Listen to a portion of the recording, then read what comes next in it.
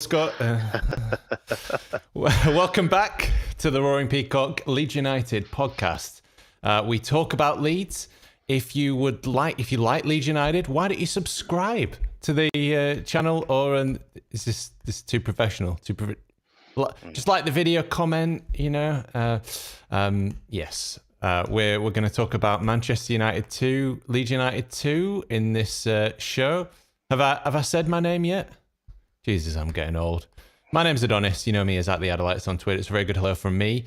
Joining us to discuss Man United 2, Leeds United 2 is Big Mac, Machiavelli, the Prince of Darkness himself, @Ewan Metcalf. Mac? Good evening. Good evening, folks. You okay? Very good, thanks, Matt. Have you just been to the gym? Or Not just, but I've literally just walked in from work, having just been to the gym and swimming. So, I'm installing my sporting attire. Very nice. Other brands of sporting attire are also available, and that lad from the internet @Barney LUFC21 Barnes. Oi, I'm just on the beer. I've just finished off watching Minder this afternoon, so productive afternoon. Cheers. Boys. Cheers, everybody. Cheers. So no gym on swimming for me. The Sweeney, then Minder. Sweeney, then Minder. It's a righteous pint, that one. I've had a really busy week at work, so I finished today because I'm going away tomorrow. So that's a righteous pint. Yes, again, Barney. Where are you going? Bloody hell! Just because we can see you this week, don't get all fucking shirty. All right, let's not dox Mac's plans. Yeah, because the viewers will be confused. That is Barney on the bottom of the screen. We usually can't see him as a silhouette, but right, yeah. the eclipse. Yeah. Manchester United 2, Leeds United 2. Better than expectations? First thoughts. Barnes, you want to go first? I enjoyed it. I was expecting a battering, but first goal in with, what was it, 30 seconds or something ridiculous? I quite enjoyed it. 56 seconds. Wow. Was it? Yeah. Yeah. It's a good start. Neighbours got a scare. Yeah. We were doing we were watching it, weren't we, all together? So I hope you didn't see what I was doing. No, I tried not to. That's good. He hasn't been able to see anything else for the whole day. we were, for legal reasons, by the way, we were all listening together. We were listening. We were watching. We're just listening on the radio together. Yeah, we were watching Barney while we listened to the radio. Exactly. None of us can unsee that now, Barney. Right. You sat naked listening to Leeds with a pizza in your lap. I did actually have pizza last night as well, yeah. With no box as well. Just laid on your fucking groinal area. Terrible. And we're off. Yeah. Welcome to the Roaring Peacock podcast. If you're joining us for the first time, Mac, first thoughts. Yeah, great. Listen, I think going into it, you took a point. It's a bit cliched, isn't it? I think coming out of it, I think they probably felt like they'd gained a point, and I felt like we'd thrown 2 points away. But again, going there, they're a team in form, and we did really well to get a draw. Do you know what? It's the performance as well, isn't it? Which we'll come on to. Good performance. So yeah, pleased.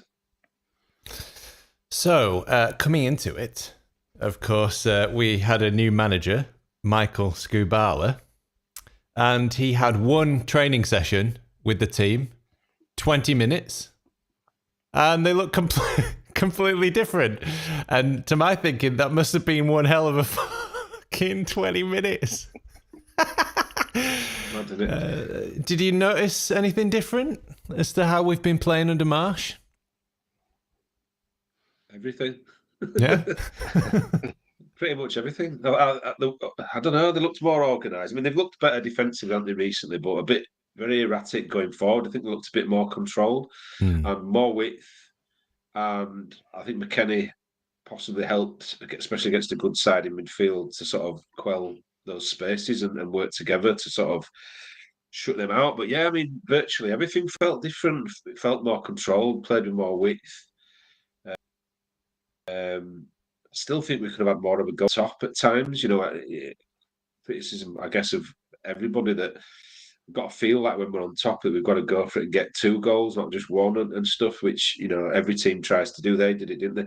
So Yeah, I thought the people looked at it more. Everybody looked fitter, and we pressed hard when we needed to, when we were all doing it together. And when we needed to step off a bit and let them have the ball in their own half, we did it, and it just felt like just a far more controlled. And to be honest, the one thing I wanted to say was a more player-led performance rather than feeling like you're going to get told off or criticised because you haven't done what you've been told. He sort of relied on instincts. And you've only got to look at Aylin's performance, admittedly tired in the last 10 or 15 minutes, to see that he looked like a new player because he probably just felt like, I need to prove a point. I haven't enjoyed it under Marsch, and I'm going to go out and show what I'm all about. And I thought he was tremendous for, like I say, 75 minutes. So, just about everything was better and better shape with wit ball and wit out ball. So, yeah, what's not to like? Barney? Yeah, a lot of the statisticians out there will probably say it was exactly the same as how Marsch would play. Yeah, we saw that some of it was through the middle. Nonto's goal was probably quite narrow compared to how you would expect it. But like Big Mac was saying, that as soon as we didn't have the ball, with the shape we went back into, Man United were really hard. It was hard for them to break us down. I was really impressed with how, as soon as we got the ball, it was clean passing. And the fact that the players were so close together, it didn't look as messy. So there was a lot of spaces in between the lines. And I thought McKennie as well. I mean, some people saying looked overweight. For a fat lad running up and down for 90 minutes, or was it 70 minutes he came off after? I thought he played really well. And the way he works with Adams, you can tell that they've been playing together for quite a while. Nonto, what more can you say about him? Just absolutely an absolute steal at 3.8 million. Incredible player already, I think. And just even Harrison, sorry. Even he looked good, and he was back to himself and really skillful, getting away from players. I was just really, really impressed with it. Looked excellent through the middle, didn't he? Yeah. And it was interesting how we set up the front three with Bamford on the right, Nonto on the left, and Harrison in the middle, sitting deep in that almost like 10 position. We didn't really have a 9, but those two, but Nonto and Bamford almost acted like inside forward. So there was that space there where it wasn't really being used, and he was just getting tired out. And you could see, he said it in the interview after Forest. He said, I didn't have players coming either side of me. Well, they took that completely out of the equation, and we sat back, and Harrison looked so good in the middle there. He wasn't getting in Nonto's way like he had been doing. It was fantastic. The setup was so good. It looked so structured. We had width. Aylin crossfield ball to Nonto. I can't remember when it was, like 51 minutes, something like that. And it's been so long since I've seen a ball like that go diagonally across the pitch, and you spreading out and using the full width of the pitch. And it looked like football again. It's been a while since I've had a smile on my face, but I was beaming like a Cheshire cat.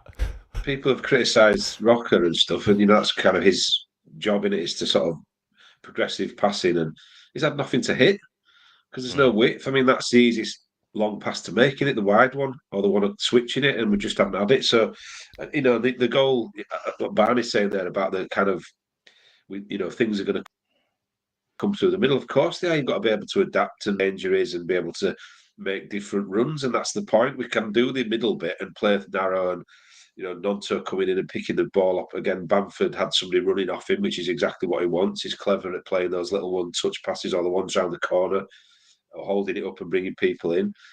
But you've got to know when to do both.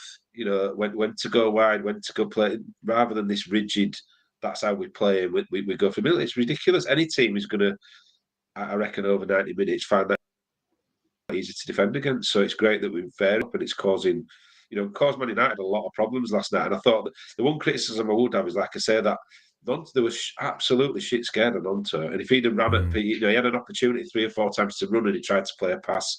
And I thought, just run at him. The shit scared him. Somebody's going to bring him down in the box, or he's going to, just tear people apart. And I think I thought Harrison did play Aronson. I mean, he's been terrible.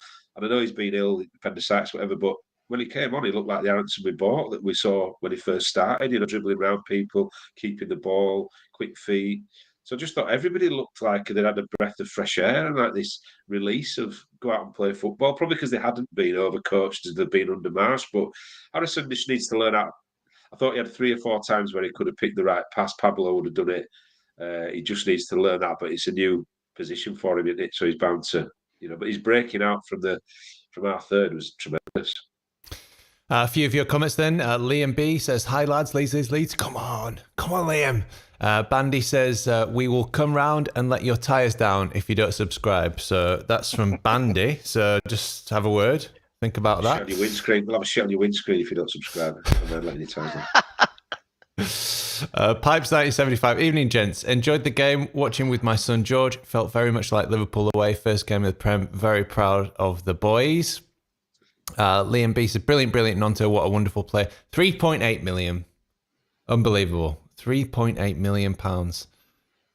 Credit where it's due to Orta. Yeah, not exactly a hidden gem because obviously he played for Italy, but wow. And lucky that Bamba Dieng stayed at the airport, didn't get on the plane. Very lucky. Lucky that CDK chose AC Milan because he hasn't done anything there either. A great season, though. Hakpo gone to Liverpool. They're bottom of the form table since the World Cup. Their top scorer is Wout Faes, the Leicester player who scored 2 own goals against them. That's their top scorer with 2. Bloody hell. Since the World Cup? Yeah, since the World Cup. Wow. That's Liverpool in the mud. Twitter's been great recently. I don't know if you saw that the clip of the Liverpool fan saying how arrogant they are that they've released more books than they've had away wins this season. And why are we releasing so many books? We've only won 1 title. If we win 15 titles, are we going to be releasing 15 films and employing Morgan Freeman? Anyway, very funny. Bandy says, all hail, the fish-eyed fool is gone. Now we can play football. Steve Palin, we believed in the moments more. Believed in the... Steve, come on. Marsch is gone now. We don't need this kind of clarity. I was just going to say that. Should we talk about Jesse Marsch then? Yeah, briefly. He's gone. He had to go. Yeah. I think the only criticism I would have is he probably should have been sooner. I mean, the struggle that we're having, in getting a new manager in is partly because of the point in the season. There's not much left of Coburn's season or the guy at Real Volcano. It's going to be much tougher to detach somebody from a club where they might only have, 12, 15 games left of a season. I don't think we could have been brave enough to get rid of him before the World Cup and give somebody a chance to work through that period. But, maybe that would have been a bit too soon. But I think it was pretty obvious coming back that things weren't going to get any better. So possibly the only criticism, we could have pulled the trigger a bit sooner. But I don't wish the man any, ill or wish him well. But it wasn't right for the whole fit to the club. The way he wanted us to play. I think the disappointment is how have Leeds, knowing that they're going to pull the trigger on probably the greatest manager we've had since, certainly since O'Leary, but probably in regards of giving us an identity, a football that made people fall back in love with it again, not have a better option than him, because ultimately he's delivered. If you look back through his record, it's not brilliant anyway prior to coming to Leeds, and I think he just got found out, and he looked like he was shot to bits, physically. And I just think it was the right thing to do for everybody because he did seem to be enjoying it. The players clearly weren't, and we certainly weren't as fans. So, yeah, definitely the right thing to do.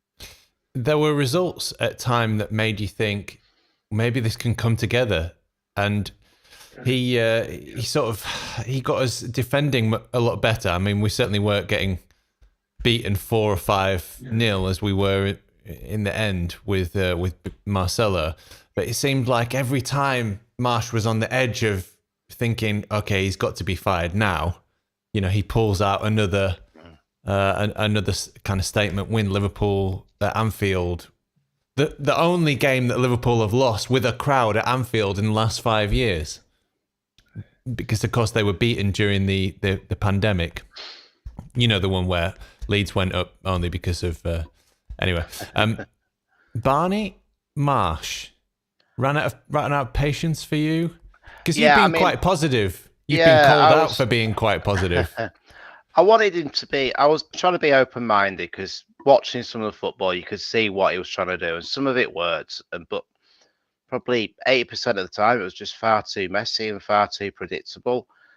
He seems a really, really nice guy. And to be honest, I bet he's quite a nice coach to work for as well. Always positive, always got you. If you're one of those players that needs around you, if you're feeling down or something, he's probably one of those coaches you want. But there was just certain times where he didn't help himself in his interviews. Just the football was. I mean, to a certain degree, I think the board have said that it was a gradual transition from how Bielsa was to how Marsch was, and the football. For me, I think it was the aggression, from that point of view, but not the style of play, because it was completely opposite of what we were used to. But also, on reflection, you can't really compare Bielsa football to anything you've ever experienced as a fan either. But I just it was too late for him as well. I think they should have done something before then. Apparently, the rumours were that the board wanted to get rid of him well before. Was it the Leicester game? But Orta said no, he's going to stay. Also, the fact that he's been backed so much as well in this transfer window and the window before, and we've actually got. If you look on paper, we've got a quality squad in there, and we've actually got some options off the bench, but it just wasn't working for him. And I just think, I hope, to be honest, I'm going to watch from the outside to see how his career is going to go, because of what happened at, was it Red Bull Salzburg? It didn't quite work out there. I'd be interested to see where he's going to go now. I think it's quite obvious he's going to be the next USA men's team coach. I think that's quite obvious, but it's easy to mistake because he managed Red Bull New York, or whatever they're called, the New York Red Bulls, or whatever they're called, and then he managed Red Bull Salzburg, and then he managed Leipzig, Bull Leipzig. I can see where it didn't work out with, like, it worked out at Salzburg. Salzburg, they have a much higher budget, like 20 times or something like that than the average of the Austrian Bundesliga. So if there's something seriously wrong, a blind dog could manage that team and win 3 trophies. Plus he had Erling Haaland as well. So it didn't work out at Leipzig. He's just taken that step up, hasn't he? And it's failed for him. It's the adaptability as well of the in-game, that people have talked about. Well, we beat Chelsea, we beat Liverpool, we beat, poor Liverpool, let's be honest, is struggling most weeks now. So, is that a barometer of where we're at? Possibly not. We draw with Newcastle, I think Gail said it, draw with Man United. We've pulled out some really good results. But the point is, when we played the lesser teams, where we should have been able to be more expansive and probably not play as narrow, not, we've said it, not getting beat 4-0, 7-0, 4-1, whatever, is much better, isn't it? He has tightened up the defence, but it's at the risk and the sacrifice of everything else. We're not able to be expansive and adapt our game to a team that we should go out and beat. Hence why we've had some very poor results as well. So that's been the issue, hasn't it? To me, it was that Crystal Palace game. Away, it was October. We lost 2-1, and the first half was really good. And then during half time, Vieira told them, the defenders, look, stand 5 meters back from where you have been and chip the ball over the Leeds forwards into the midfield. And once they did that, they completely bypassed our press, and they totally dominated that game, and he had no adaptability and no answer for it. So for me, that was the point where I thought, oh dear, I think he might be out of his depth here. He's been... He couldn't repeat it. Like, he did it, the Forest coach. He changed the second half around just to nullify us, and he hadn't got an answer to any of it. The questions he's been posed by Vieira, by Cooper, by many people, he's not able to provide any answers for. So what's he there for? If he's not a brilliant motivator, which he seems to, a lot of players have gone backwards under him as well. You look at Gelhardt, you look at a lot of the players that seem to have gone backwards under him. Harrison, up till recently. What's he there for? What's his job? It's tactically now change the setup of the team if we needed to get a result. He just didn't seem to be able to perform at any level for us. And as I say, I don't wish him any harm, but he needed to go and probably should have gone a lot sooner. And again, Barney's touched on it. Giving him that pot, I don't think he's bought bad players. So at least Auto or whoever it is that's responsible for that, I guess Marsch would have had a say in it.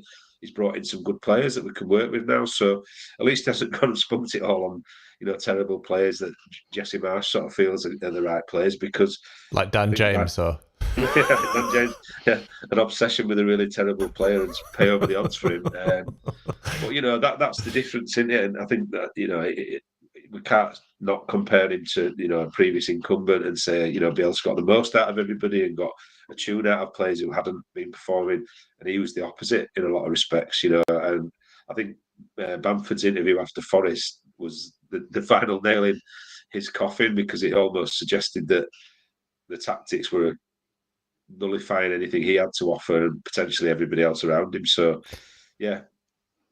We've got a thing about away games at Forest. There being a kind of a bit of a reality check. So the previous three, we lost Phillips on the 42nd minute of the first half, and we were down 1-0. This was during Bielsa's first season or second season. I think it was first season in the Championship. Wasn't it New Year's also? It was during Christmas period, wasn't it, I think? Yeah, it was, yeah. And the next one was as well. And, he sent them out, the 10 men of Leeds, and he said, just attack, stop being so scared, be brave, get out there, attack them. It doesn't matter. Just throw just go forward. Ayling, go forward. Everybody go forward. Alioski, forward. Everybody. And we came out firing in that second half. 10 men, took the lead, 2-1. And did Bielsa say, okay, we've got the lead now, lads, let's settle down a bit and close part of the bus? No, he didn't. He just kept driving them forward, keep attacking. We lost 4-2. And that was a sign of Bielsa's frailty and lack of adaptability and stubbornness. And in the end, it cost us.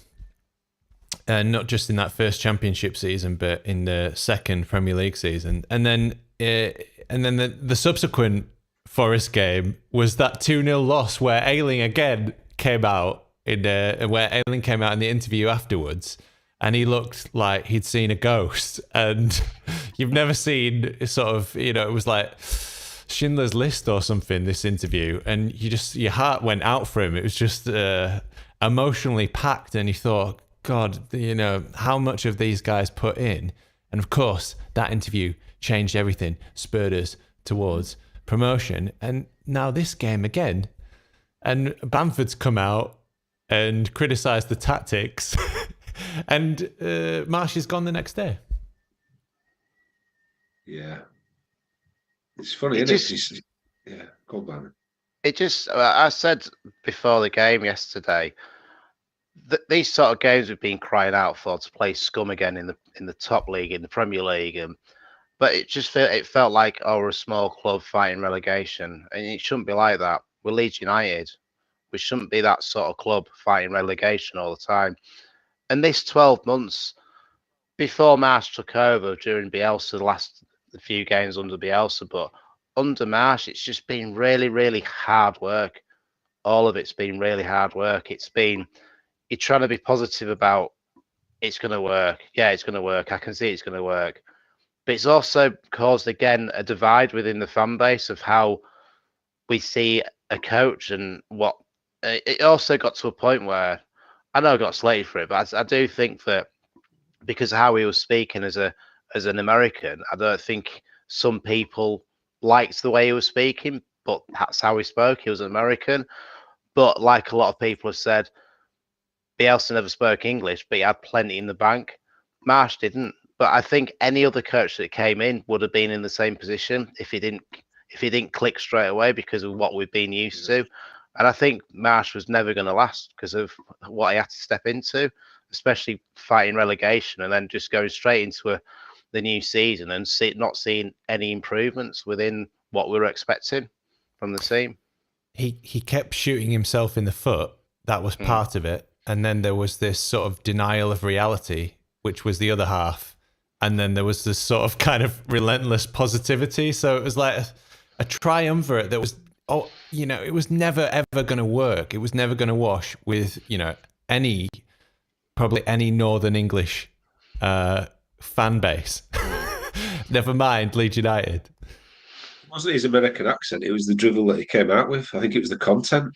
I've said it before. If you look at that stat, we haven't won a game since Bonfire Night, a league game. Sorry, it's awful. And you look at I think I put up that graphic on the group and stuff and on Twitter, but he's got a worse record than Hockaday. Admittedly, Hockaday was in for less games, but he's down there with the worst of them. Milanic obviously is right at the bottom, and you've got people like Hockaday and Dennis, not Dennis Wise, what's he called? Peter Reid. He's absolutely down there at the bottom. So it's an accent or this xenophobia or hate of Americans. It's because he didn't win football matches and he didn't play attractive football, and we had no philosophy. And it's people say about vibes. He got by on vibes.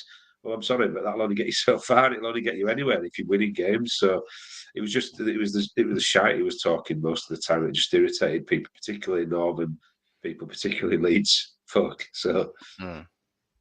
Yeah, I mean, denying that we were in a relegation scrap, I think that was quite difficult. I think he missed a massive trick tactically as well. In that, if you look at what Skubala said on Monday, he said, "I don't think we need to tweak too much. We've been quite good out of possession, just in possession, and we just need to do a few things a little differently." And I honestly believe that Marsch could have come in after Bielsa and said the same thing and respected and learned from Bielsa, because that's what you do with Bielsa. You learn from him, and adapt, slightly, and just take the crazy edge off, because Bielsa's way too crazy, obviously. And, he could have gone zonal and kept so much of what Bielsa was doing and just added a little bit, and done those gradual things. But, he went completely the opposite. It was this swarming pinball thing that was never, ever going to work. And then when he was just relentlessly positive, but also saying stress, he used to say, well, we're not dealing with it. If you talk about stress all the time, I wasn't stressed, but then I watched one of these press conferences. I think, God, I feel quite stressed now. It's like when your wife says, "You all right?" "Yeah, I'm fine." "Are you sure you're all right?" "Yeah, I'm fine." I'm fucking all right, did Stop fucking asking, will you? Yeah, winding me up, man. I mean, you just touched on it, Barney, as well there. That I think being nice to people all the time is not a great technique, particularly in football management. You have to show your teeth, and people have to fear you a little bit.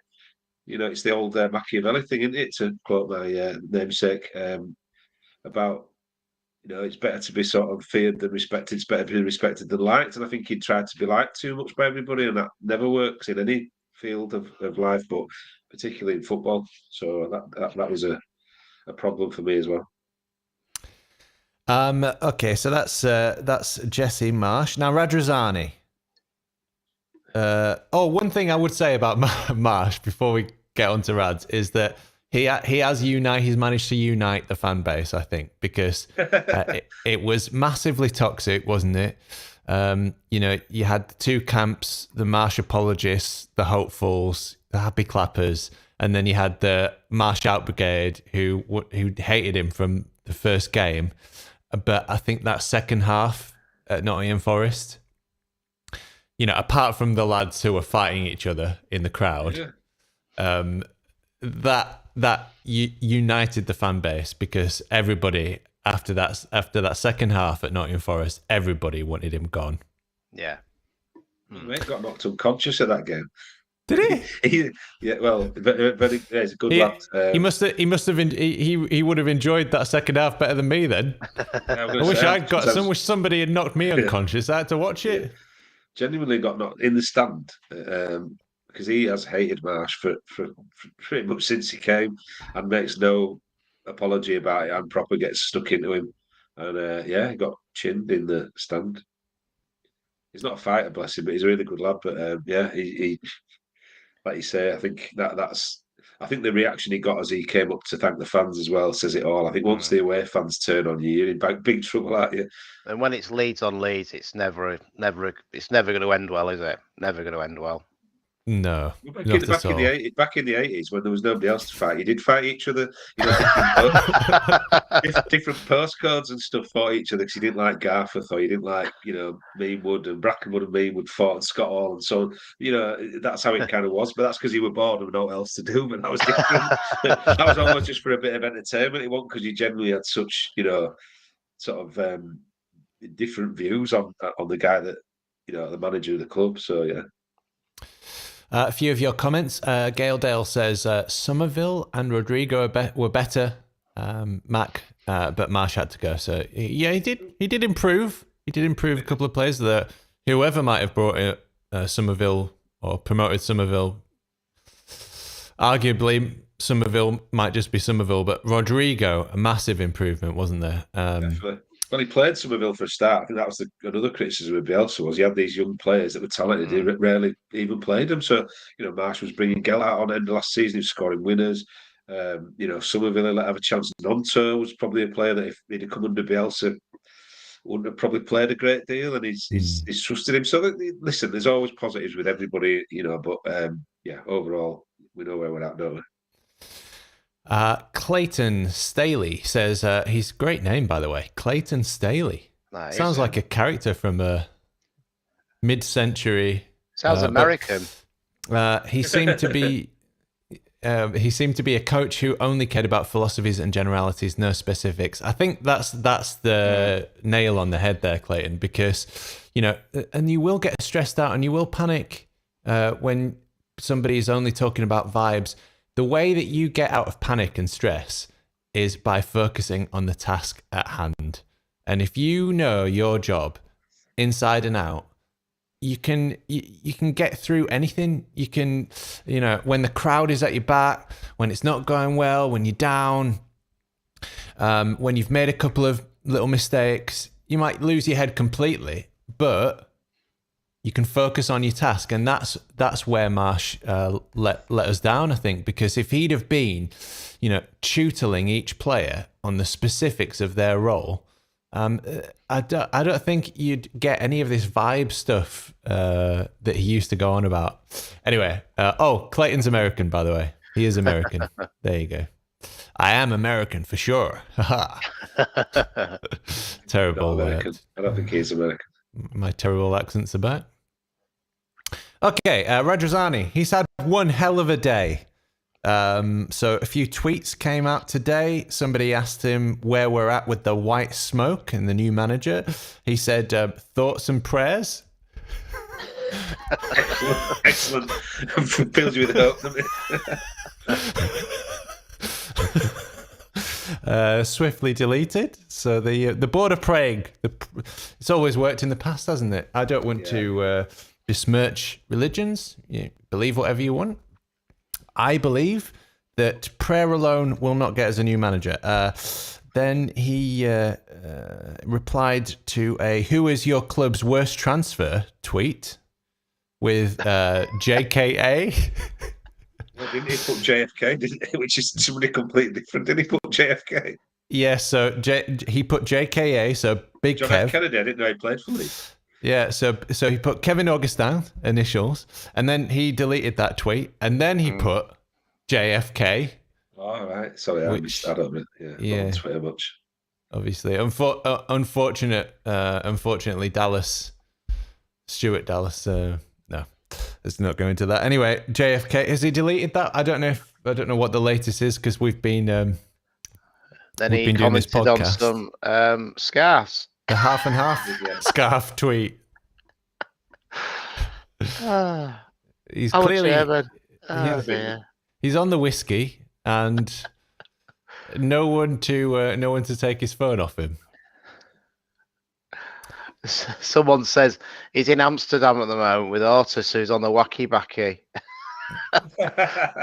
Right. Yeah. I mean, sending Victor Orta to Amsterdam. Fucking hell. like a scene from, what's it, Scarface? That's a fear and loathing scene if ever I've seen it. There's his attorney, what's he called? Dr. Gonzo. Comes home with a suitcase of sweets. I can just imagine he gets home and Kine's like, have you sorted it then? What? Yeah, I got some cakes. And he's like completely forgotten what he's gone there for. Yeah, turns around and goes straight back out and gets on the next come over. Yeah, a couple of space cakes and a spliff in his top pocket. Oh, slot!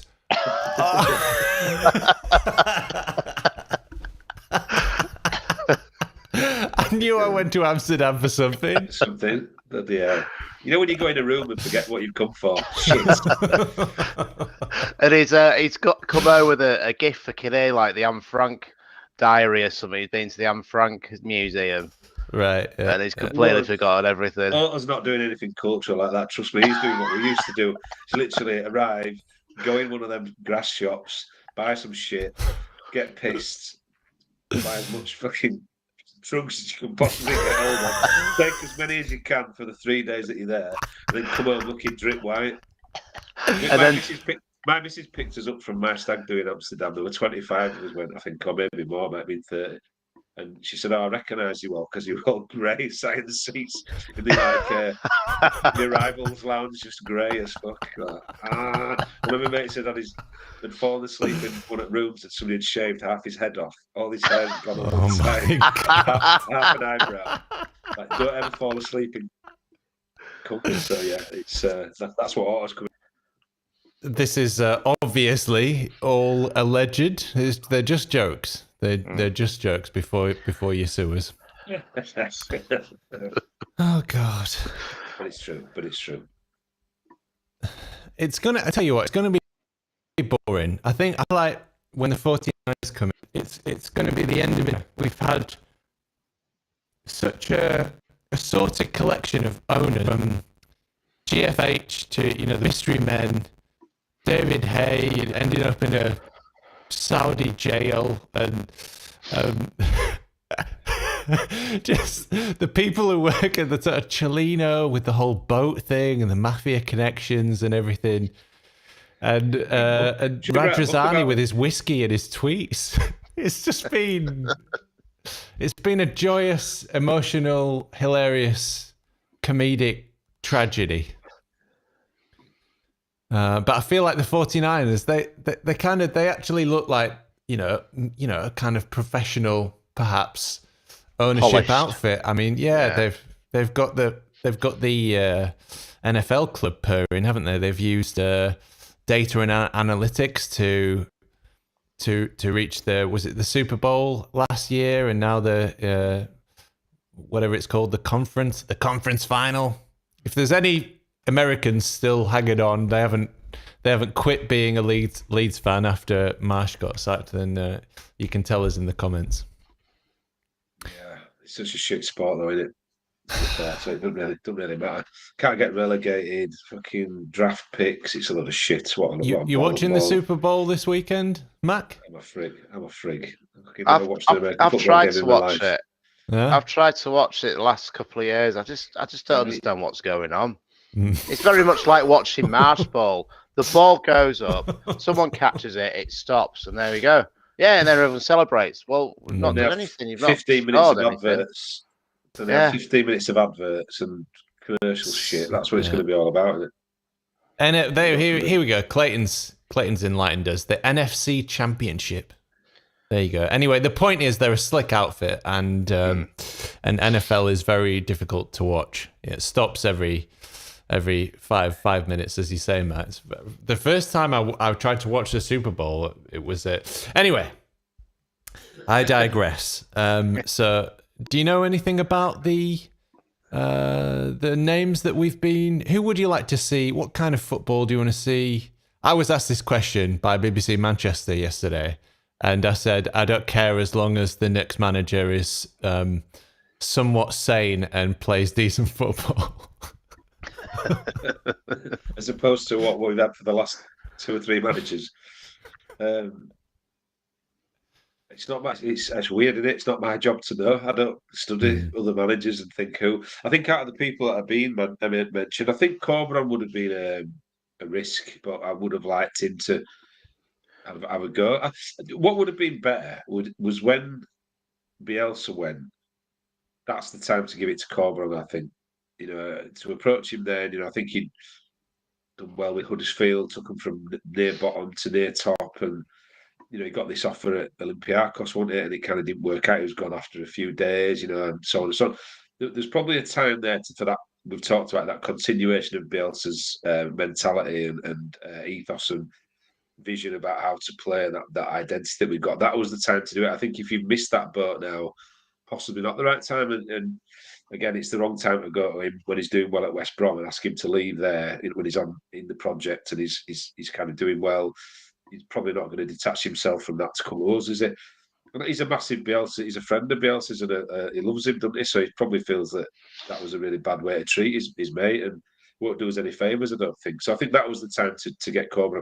I think out of the people who have been mentioned without knowing very much about them, they all seem like really good candidates, but it begs the question, why weren't they in the frame when we got Marsch?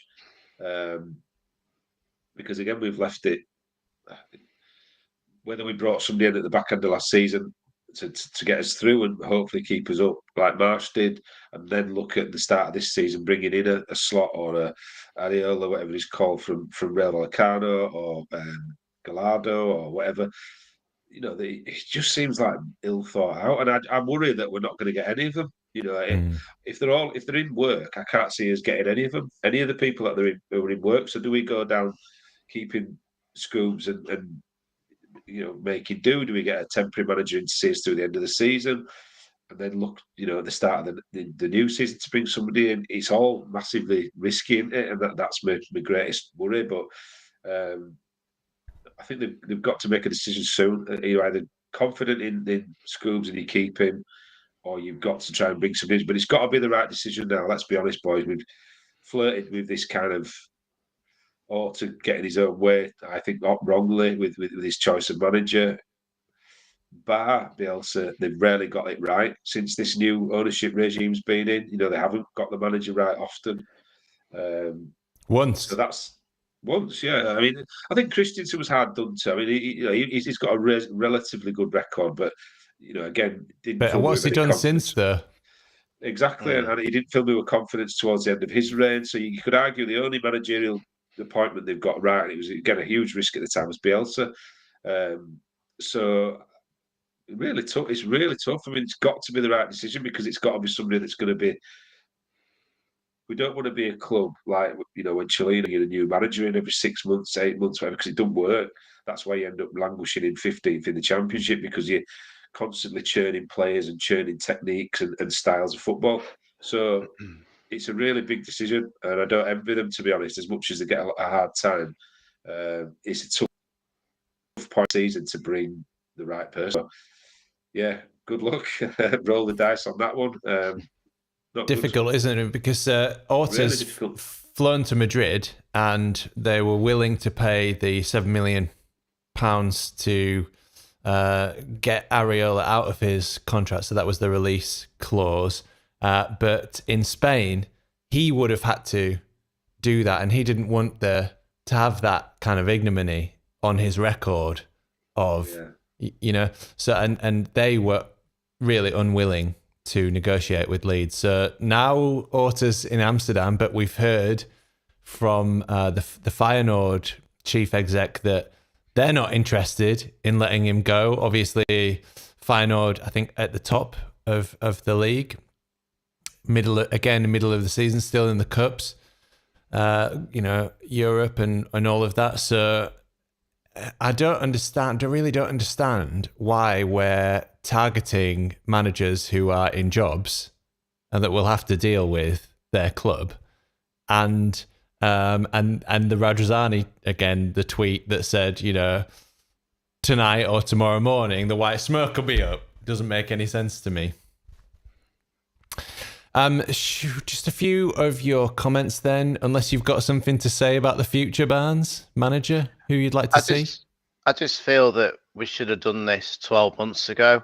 I just feel that Alt is very much like one of those people one of those director of footballers that will go for a promising young talent in a player, but also it feels like he goes for a coach like that as well. So if you look at people like Heckingbottom, was not working. It was too big a job for him.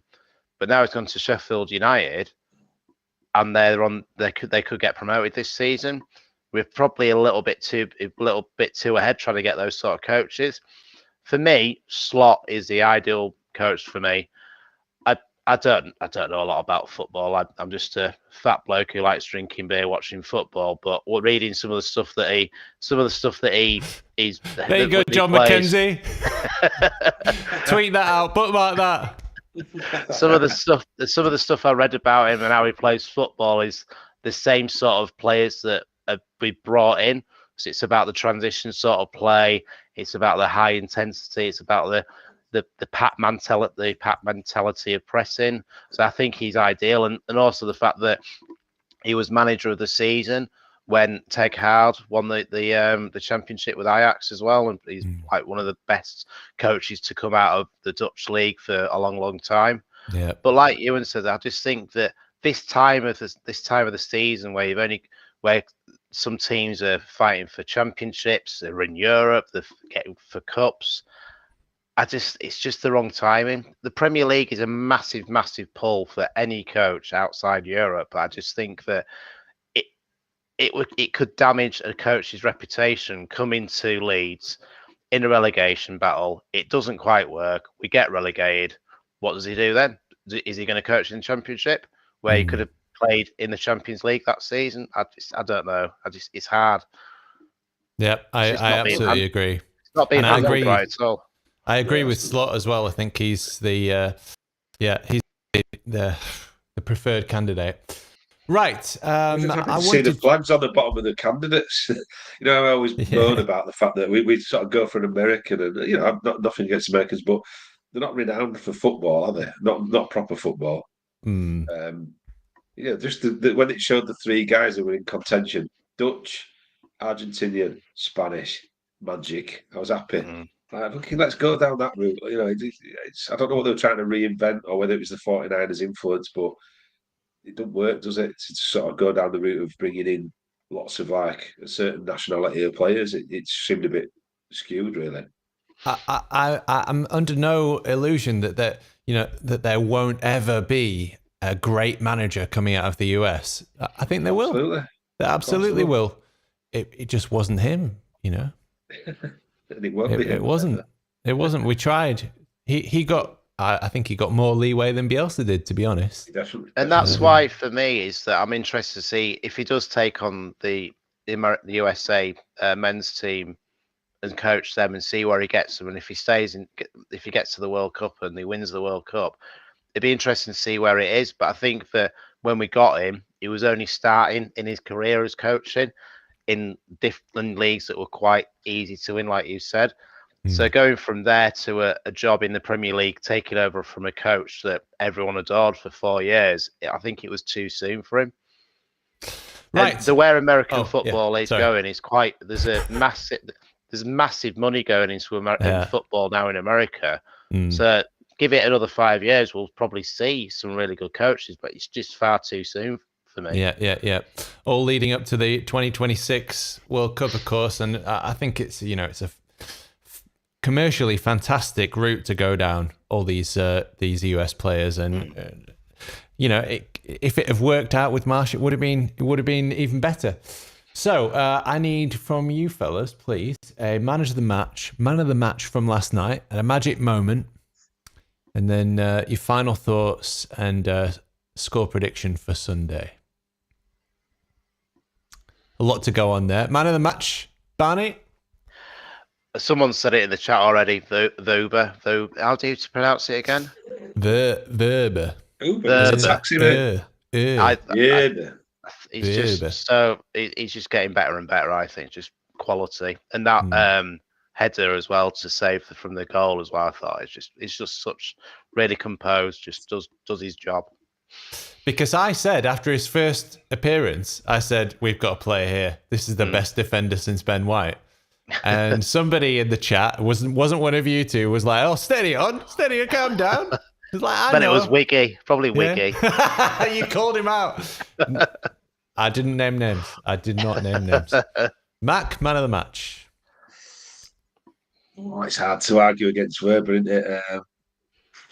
I'm gonna go for. By the way, just on that, Weber and Cox together, great. I think they're the formation, aren't they? I think they complement each other really well.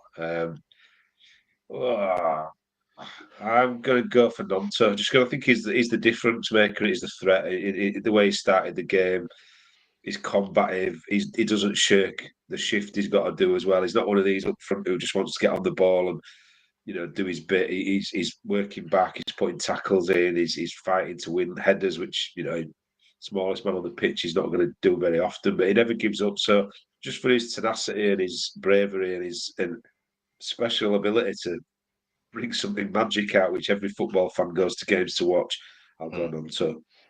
I remember Jamie Carragher and Thierry Henry were doing some like a masterclass thing on BT or whatever it was, and Henry was saying, I never thought about it like I've got 8 players in front of me.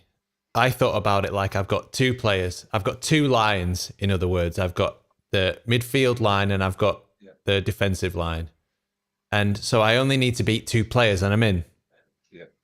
And that's the way I feel about Nonto. And I think it's very, he can easily beat 2 players. He does it all the time. And I think it's very difficult for you to be on the front foot, to commit men forward, to push the other team back and to control the game. If you're always looking over your shoulder thinking, oh, if I don't get back, that guy's going to be in every single time. We need at least two men on him, maybe 3, because he can go past the player so easily. So I think he scared the life out of them. Could have been your game plan. I think that's the thing. He changes your game plan. However you set up to play, he's differently about how you bomb forward. Their right back did very little. Compared to Shaw, who obviously had a bit more run on the other side. But I think the thing about Nonto is, the finishes he creates. He's so confident. He's fearless. I mean, that finish was exceptional. I mean, it's 56 seconds into a game. Most players haven't even warmed up or got their sighter shot out by then. He puts one right at the bottom left-hand corner pass. Let's be honest, one of the best keepers in the division. So absolutely tremendous. I mean, you can't fault him, and just his general sort of link-up play and the way that he conducts himself, and the fact that he's a bit of a shit house and he gets stuck in, and just there's nothing not to like about him. Nothing that he compensates. So really like him. Like Barney says, he's going to be a star and an absolute superstar. I think. I'm not going to get all Roy Keane was like, let's not get carried away. It's one game here. He's pulled an accent out. It's just the one game now. Come on, let's not carry away. But tell you now, look, it isn't one game. It's about 12 now, and it is fucking brilliant in nearly all of them. He's a young lad. I mean, let's embrace that. And he was class. Gary Kitson would be. I think he could have. They were shit scared of him. He could have gone at him more and run at him more and really put him to the sword. But that's going to come with age and experience, isn't it? So he was great. But you can't argue with either of those decisions so far. You've got a job on now, Donny. Who are you gonna go for? Well, it was Ayling for me. It was Ayling. It could have been Verba. Could have been Nonto. It was Ayling for me. I thought he was fantastic. More duels. I think more duels won. More tackles than any other Leeds player. I think for 5 years or since 2018 it was, and then 4 years with the duel. So an unbelievable performance. Absolutely unbelievable. Garnacho was, throwing himself around like the Black Swan, or it was masterful. It was like watching the ballet or something. But let's be honest, Luke Ayling was all over him. When he got home, he would have shaken out his pockets, and there's Garnacho.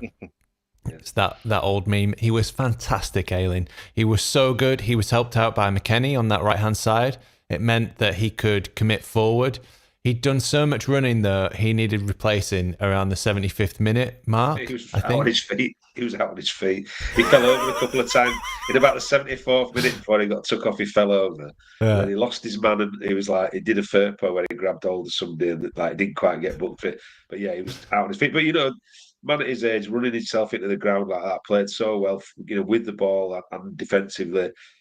I'll let him. I'd rather I get a player who's run himself into the ground at 75 minutes than people strolling about doing fuck all. So, yeah, class. He was class, Ayling.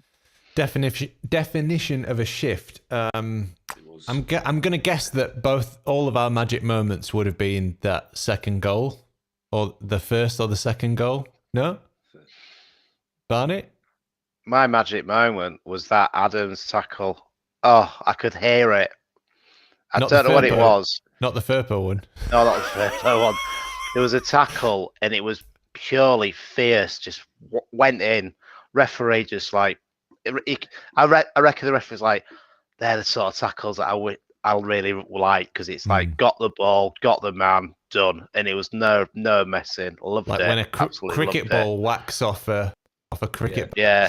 Well, it reminded me. You remember that tackle that Cooper did during the COVID season in the Premier League? You could just hear it, couldn't you? Yeah. It was like, yeah. Sometimes I celebrate celebrate moments. Yeah. I celebrate a tackle sometimes more than a goal, because it just like really gets you going. Like when a player goes in hard, and Max, that's my magic moment. There you go. I've got to go on the first goal, Monto's goal. I think it set the scene. It made them retract physically and visibly retract.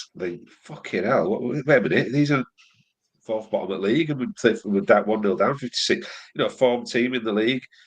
I thought that was tremendous, and just.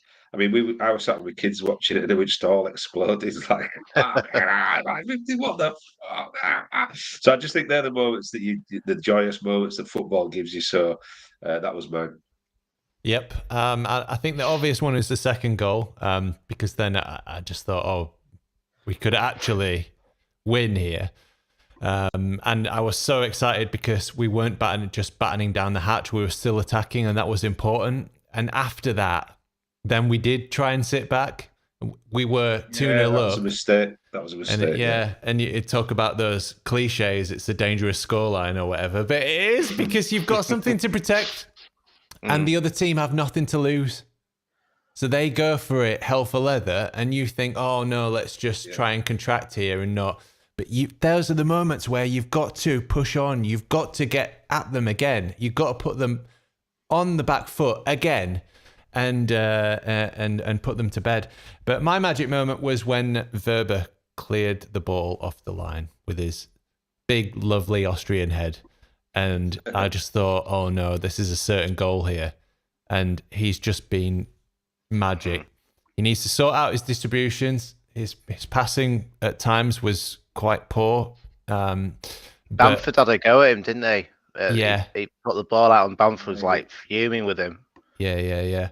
But everything outside of that, organisation, positional play, tackling, defensive awareness, anticipation, body movement, blocks, interceptions. It was great. Really unbelievable. So now, very quickly, a prediction for Sunday. Oh, it's a toughie. My head says that they'll come and batter us, because we've had a little sight at them. They've seen what we're like. I think the crowd at Ellen Road could be a blessing or a curse, really, in regard, the pressure's on them, and they might come and shit houses and do a job on us. But my heart says that after that confidence booster, we'll at least get a draw. I can't see us winning against them. I think they've just got that hoodoo over us, and so I'd go for maybe another high scoring draw, 2-2, 3-3, something like that. Okay, 3-3 says Mac. Of course, I'd love us to knock the fuck out of them, batter them on the pitch, off the pitch, in the stand, all over the place, wherever you want. But no, it's probably not going to happen, is it? It's Yeah. Barnes? It's a tough one because it's only a few days after we played them, but I think that the fact that we didn't lose last night, I think we're good, and the way we played against them as well. I think the crowd are going to be well up for it because the confidence going into that game. For me, I think it's going to be 1-0 Leeds, and it's going to be a Robin Koch header like David Weatherall scored against them when we beat them 1-0. That's what I'm going for.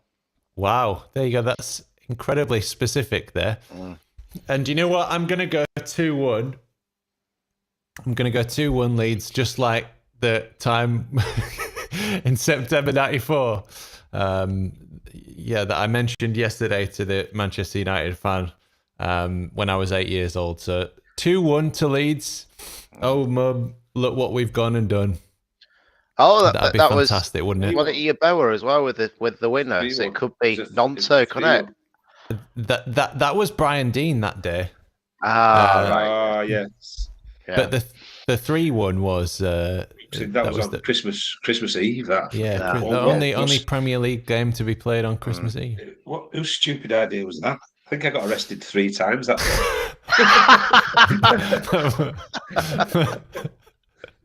I'm not joking. I'm not joking. Merry Christmas. Stupid that they kept letting me out. Go on, you're all right. Being a bit silly. Go on, off you go. 20 minutes later. Oh, not you again. And then about 6 miles away from Ellen Road, near where I live, again. It's like, fuck, you know. Snobhead wants to go to prison. So last of your comments then, and then we'll do final thoughts if we've got time. Mickey says 3-2 Leeds. Alison Adams says 1-1. And Bandy says 3-1. And David Foster says we're gonna win. Take that. Positivity we're here for. Final thoughts then, gents. Go on, Barnes. So I was researched all this because it's usually what's your thing. Yeah. You can do a thing as your final. So my thing. I've been watching Pamela on Netflix. I think it's quite a good documentary. You have. That's why you were naked eating pizza the other day. And then I've also that's why you look drained of energy. That's why I've had to put the light on. Yeah. I've also started watching Trainwreck about the Woodstock '99 on Netflix. Really, really, really good. First episode's talking about it's in it's better, but where it is, it's in an old airfield or something like that. So it's completely different to how Woodstock '69 was. And they're talking about some of the bands that have gone in there, like Korn were fantastic. Then Bush came on. It was completely sort of different style of music. And then obviously everyone knows about what happened because the police and the army got involved. So, and then the next one's going to obviously when Limp Bizkit going to start singing, playing break stuff. So, and then that's when it all kicks off. So that's my kind of music. Cause during that time, it was like it's all new metal. So I'm really into that sort of stuff. So it's really, really, really interesting. Really good. Antagonistic songs, so all them fucking brought with the wolves and the lights. I'm on the road to hell and the lights are on green knobheads. Fucking no wonder it all kicked off. I'm going to Brunel's on a Saturday for a fistful of ska for the week for the whole night. So it starts at 2:30. Looking forward to that. I was there on Saturday, mate. I probably saw the second best ever concert I've seen at the Brunel on Saturday night. It won't be your thing, Barney, unless it's like a Sunday afternoon in bed or in the bathroom with the pizza, obviously. But yeah, I went to see a band called Bonnie Light. Well, like an American folk band. They absolutely haunted the place. All right, nice. They were fucking tremendous. So the best gig I've ever seen there, that again was just you could hear a pin drop. It was Cherry Ghost, and I think that was probably second best I've ever seen at Brunel. It was absolutely tremendous. So we had a good night Saturday. I was in the Brunel Saturday. Yeah, great place. Iconic Leeds venue. It is a good place, yeah. What's the band called? Cherry Ghost? Cherry Ghost are one of the bands they've sort of been going for quite a long time. They're brilliant, and they were great at Brunel. I saw them long time ago though. But I saw Bonnie Light Horseman on Bonnie Light Horsemen are kind of a product, not a product, but they're kind of supported and big fans of people like can't remember his name now, Justin, whatever he's called from Bon Iver, and the guys from Fleet Foxes. So it's very kind of folky, but it's brilliant. Really enjoyed it. Great. Good night. So who we're going to see on Saturday is a band called Deadbeat at Dawn, a Thirsk band, proper ska, like bit of new metal into it as well. Sonic Boom 6, who I haven't seen for years. Last time I saw him was at Fibbers, the old Fibbers in York. Yeah. And also a fantastic band, the Cockney band called Buster Shuffle. Really, really chilled out, proper nice ska music. So looking forward to it. Fantastic. And my recommendations, my thing is the Rest is History podcast. I don't know if I mentioned that last time, but it's absolutely fantastic. Maybe I did with Wiggy. So if you haven't listened to that, it's so good. And the one about the guy, the two guys who escaped Auschwitz is a podcast like you've never heard before. It was so just emotionally charged and unbelievable. Like the industrial murder of thousands and thousands of Jews every single day. It's like 15,000 Jews a day. It's just like I can't really describe it other than it not much affects me. I've got quite thick skin generally, but this one was one that really hit home. Just that and escaping the death camp, that was just the first step, and then being on the run and avoiding towns, that putting cheap tobacco that was soaked in oil around your campsite so that the sniffer dogs, the SS sniffer dogs, couldn't get them, and just all these stories. It was just unbelievable. So that one, and there's also a podcast on BBC Sounds called Buried, and that's about illegal dumping sites that are run by mafia, the mafia in England and Ireland. In England, Northern Ireland. So the first one that was kind of discovered and made the news was in Northern Ireland, and the mafia run these sites, and it was, I think, the size of 26 football fields, something like that, and it was the weight of 20 Titanics. Can't get your head around it. It's the same in Italy. Naples is the same. There was the mafia controls certain industries, and waste is one of them. Bin men and waste disposal. And I can't remember the book. There's a story about. I've read it, and it's all about how they did it in all the beaches, or like round beaches in Naples, and dumped but you can't even quantify the amount of waste that was done. It's crazy amounts, and so it must be a thing with the mafia doing it. Yeah, it's mad one. Yeah, so Buried on BBC Sounds. So there you go. That's your lot. Thank you very much. Can I just have a really quick? Yeah, go on. Football related final thought. We've got to sort out VAR because it's fucking rubbish, right? And we've got to sort out the kind of inconsistency in refereeing, because what I saw last night. Listen, we're Leeds fans. We're biased. We want Leeds to win. With everyone who touches a Leeds play, it's a foul.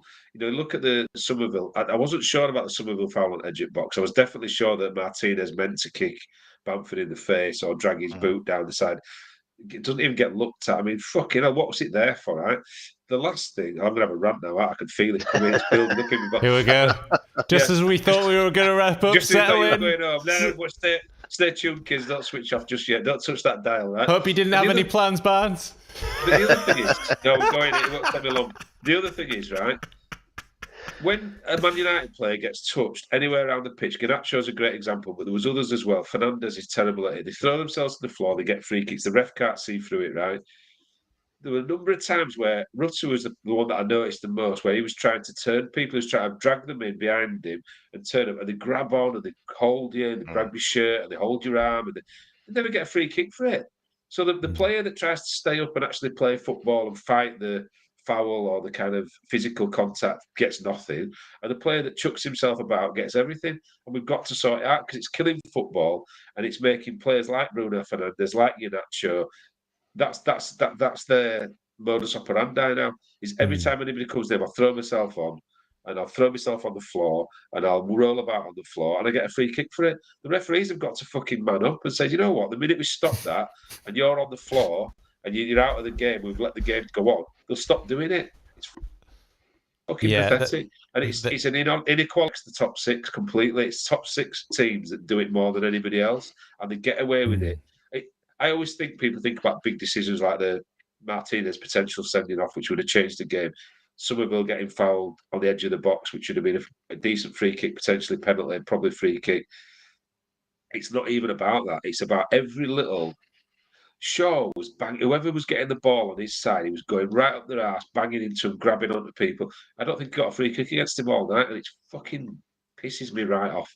Not that you could tell by that little rant, but I need to sort it out. It's fucking rubbish. They're just shit referees. They said before the season that they were going to let more things go. Well, fine, do it both ways then, you prick. Fucking, you're doing it for the one team all the time. Let the Leeds United ones go, but every time Bruno Fernandes falls over and rolls about and starts throwing his hands about, it's a free kick. Every time Garnacho, the Ailing one, the Nonto started carrying on at the referee, was fucking pathetic. He literally just went, boom, and chucked himself on the floor like a salmon. And fucking, free kick, yeah. Can I ask you a question? Can I ask you, Barnes? When's the last time you've seen a free kick given for diving and a yellow card? Well, I know Ailing does the Ailing flop, but I can't remember when there was a yellow card for it. I cannot remember when did they phase that out? What have they? If there's no punishment for diving, they're going to keep doing it. Obviously, that's what I'm saying. You need to stop it. You need to go. You know what? Leave him on the floor, and then he's out of the game. The game goes down the other pitch. We score. He's been made to look a fool, right? Do you know what happens? It's the same every single time with footballers now. They protect certain teams and certain players. And it's even the players like Ronaldo and others. They've got the worst reputation for diving and they keep protecting them and letting them get away with it. You're not sure. If VAR is not there to go back, there was a stopping play. Nonto was moaning at the ref. Surely VAR's there to go, ref, you need to have a look at that again because actually he's dived. It's not even a free kick. And then you go back and book Iheanacho. You don't do it again. But they're letting people get away with it left, right, and centre, and it's an absolute bowing to the big teams, the top six, the big players, the players that can't be touched on a football pitch, otherwise it's a foul. Ronaldo did it for years and got away with it, and they're breeding a whole new generation of players who get away with it. It's disgusting. Sort it out. Fucking, that's what VAR's there for. How they couldn't go back and say he's dived is pathetic. I'm no rugby league fan or expert, but my manager's he's an ex-rugby league player, and he's saying it's creeping into rugby league now, where some players are actually diving now. Where he says it's just getting silly now. Some players in rugby league are cheating to get their own way. It seems to be happening in all sports. At the play the ball, they want to get an interference at the play the ball, so they'll sort of put the ball down, and if somebody touches them, they chuck themselves on the floor. So I've seen it in rugby league. I mean, I watched Leeds Rhinos quite a lot, and I've seen it start to creep in. And it's the same. Wigan, St Helens are the worst at it, so it's the top teams. That must be an instruction from a manager or some sort of leadership thing to say, if you can create a situation where you get a penalty or where you penalise the other team or you get another 6 tackles or you get a free kick on edge of the box, do it. Because they're getting away with it. It needs stopping. I tell you what, with that, you talk about managers in rugby league. You could be a bit of a rugby league manager, Matt, with that headset. a bit of an NFL Super Bowl coming at Super Bowl weekend. You've got a bit of that look. NFL. Yeah, I'll take that. Right then, should we go? Should we get off? Should we do something else? I need a piss. People have an evening to themselves. Me too. I'm busting. Well, you're very badly prepared. I went before I came on, so get yourself sorted out. When I'm the professional amongst us, you need to start worrying.